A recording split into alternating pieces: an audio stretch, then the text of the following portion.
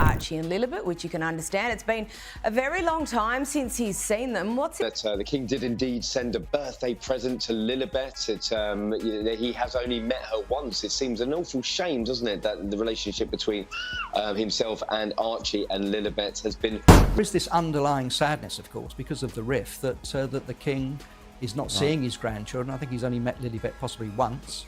And Archie only a couple. What happens when a runaway prince dares to crawl back to the very palace he abandoned? And worse, what kind of father tries to drag his children into a kingdom that's made it crystal clear they're not wanted? That's exactly the storm Prince Harry kicked up. The whispers began the second news leaked that Harry was flying back to the UK, and suddenly Buckingham Palace went into panic mode. This wasn't one of those quiet visits where Harry sneaks in, hoping to avoid the press. Oh no, this time the rumor mill exploded. Word spread like wildfire that he wasn't coming alone. Archie and little Lilibet were set to tag along. That's when tension inside the palace rocketed through the roof. His son has been very, very fractured over the last few years, and To the public, it might have sounded sweet. Grandkids visiting their grandfather, maybe a rare chance for a family hug. But behind those iron gates, insiders say it was viewed as a full-blown stunt. These children have barely been seen in the UK. Their ties to the monarchy always wrapped in secrecy and suspicion. Harry wasn't just planning to show off his children. He was dragging years of unanswered questions straight to the palace doorstep. There they are, 7th and 8th, I think they are, in line to the throne.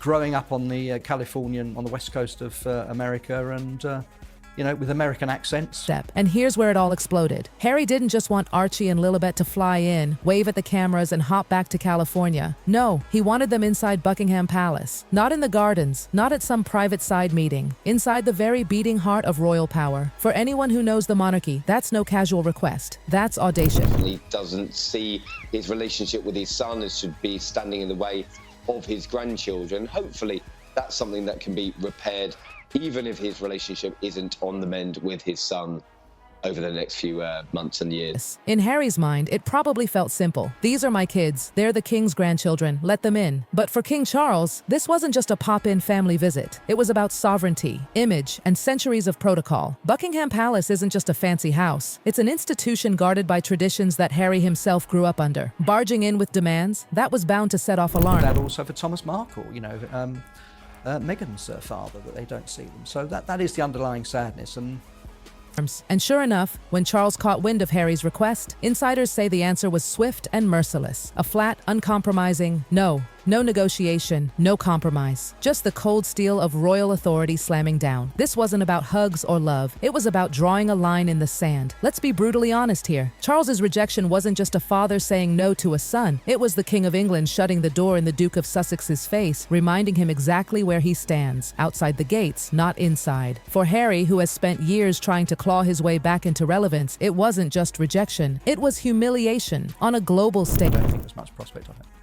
I remember during the Platinum Jubilee, when the late Queen was still alive, Harry and Meghan were over, obviously, and they took Lilibet to stage. And of course, we can't forget Harry's obsession with security. Ever since he stormed out of the UK in 2020, he's been moaning about how unsafe Britain is for him, Meghan, and the kids. He even dragged the Home Office to court, demanding taxpayer-funded police protection. He lost, and he lost badly. But suddenly now, he wants Archie and Lilibet waltzing into the most heavily guarded royal fortress in the land. The contradiction was staggering. On one hand, Harry insists the UK is too dangerous for his family. On the other, he wants his children smack in the middle of Buckingham Palace, the single most photographed politically sensitive building in the entire country. To palace insiders, it was laughable. One aide even muttered, "He's not asking for security. He's demanding it without paying a penny." Charles, of course, wasn't having it. Giving Harry what he wanted would have meant chaos, reworking palace security, media strategy, and scrutiny on a massive scale. And for who? A man who ditched royal duty, trashed his family on global TV, and only comes crawling back when it suits him. Here's where Harry's arrogance really shines.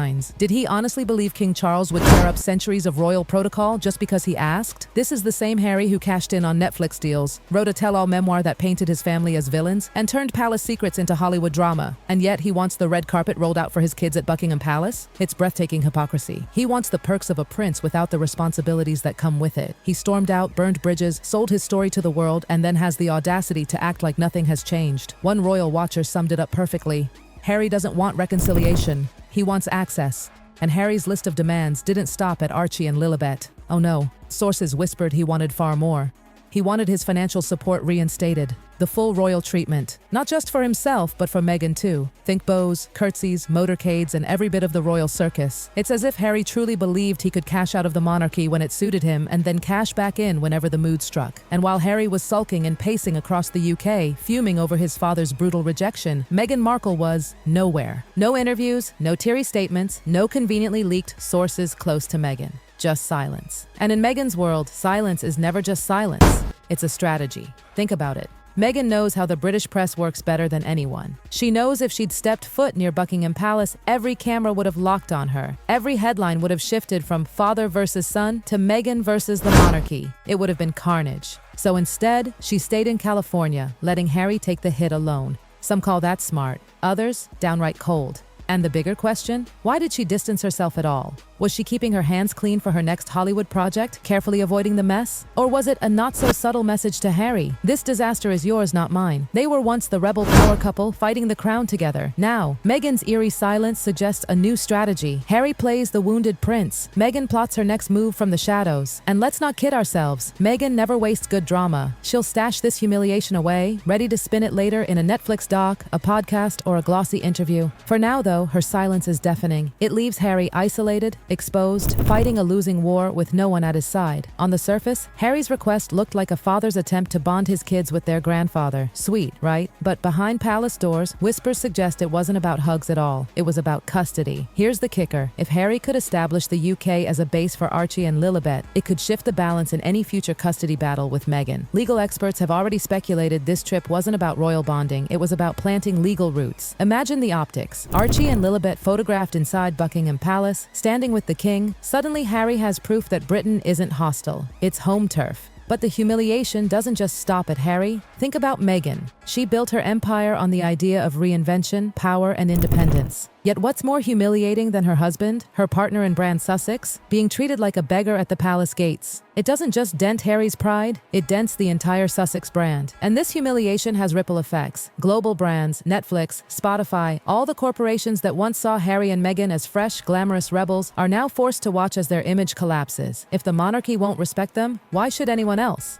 Royal watchers point out that Charles played his hand brilliantly. By rejecting Harry so firmly, he re-established the monarchy's authority. He reminded the world that the crown isn't a revolving door. You don't walk out, burn bridges, cash in on secrets, and then expect to waltz back in with children as your bargaining chips. For Harry, the reality is harsh. He's no longer seen as the prodigal son who might return. He's the outsider, the rebel prince who miscalculated his power. And in trying to use Archie and Lilibet as leverage, he may have doomed any chance of true reconciliation forever. Meghan's silence only twists the knife further. Was she secretly relieved Charles said no? After all, the last thing Meghan likely wanted was her children being photographed inside Buckingham Palace, cementing ties she's tried to keep fragile. Or maybe she was seething, watching Harry blunder and ruin a carefully crafted long-term strategy. Either way, the optics are devastating. Harry is left looking weak, alone, and humiliated, while Meghan stays untouchable in California. The saddest part? This wasn't just a son begging a father. This was a prince begging a king. And kings don't bend, not even for blood. Charles reminded the world of that with one decisive no. And now, Harry has to live with the sting of rejection, knowing he played his hand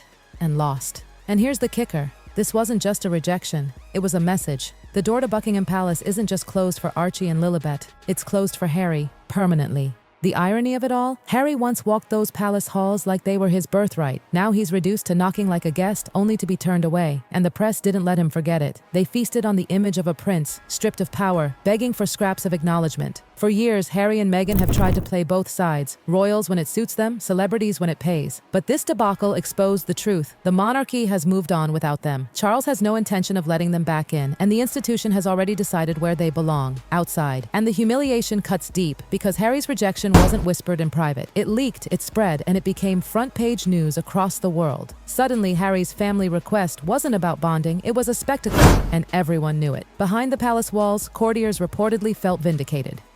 For years, they've argued Harry couldn't be trusted, that every interaction turned into another Netflix pitch or book chapter. By slamming the door, Charles protected the monarchy from becoming another episode in Harry's endless reality show. But in California, the silence must have been deafening. Meghan, who built a career on crafting her own narrative, stayed quiet. Maybe she's saving this humiliation to spin later, turning Charles's rejection into another tale of royal cruelty. Or maybe she's distancing herself, realizing that Harry's desperate play only weakens them both. The deeper sting lies in what the rejection symbolizes. This wasn't about children visiting their grandfather. It was about legitimacy, power, and image. By shutting the door, Charles sent a message to the world. Archie and Lilibet are not central to the monarchy. They may carry titles, but they will not carry influence. And that message doesn't just hit Harry. It shatters Meghan's carefully built image. For a woman who fought tooth and nail to be seen as a power player, the idea of her children being sidelined by the monarchy is a humiliation she can't spin away. Royal watchers say the damage is long-term. Harry and Meghan aren't just out, they're out for good. Any chance of reconciliation is gone, burned to ash by this spectacle. And every time Harry tries to claw his way back, Charles will have this moment to remind him. The crown doesn't bow, not even to blood. The public, of course, ate it up. For some, it was justice, proof that you can't trash your family on global television and expect the palace doors to open. For others, it was tragedy, a family torn apart by ego, pride, and wounds too deep to heal. But whichever side you fall on, one thing is clear: the humiliation is permanent. Harry thought he could use his children as leverage, as living proof of his connection to the crown. Instead, he exposed just how weak his position truly is. And Meghan? Her silence may protect her image for now, but the world is watching, waiting for her move. The saddest truth? The story isn't about reconciliation anymore, it's about survival. Survival of the monarchy's image, survival of Harry and Meghan's crumbling brand, survival of two children caught in a tug-of-war they never asked for. And in the end, Charles didn't just reject a request. He reminded Harry and the world that crowns aren't inherited by demands. They're earned by loyalty, duty, and respect. Harry traded those for freedom, fame, and fortune. And now, when he needs the palace most, he finds the gates locked tight. Once the golden prince, now the outcast. Once adored, now humiliated. Once inside, now forever outside. That's the legacy of this showdown. Harry and Meghan thought they could bend the monarchy. Instead, they proved just how powerless they really are.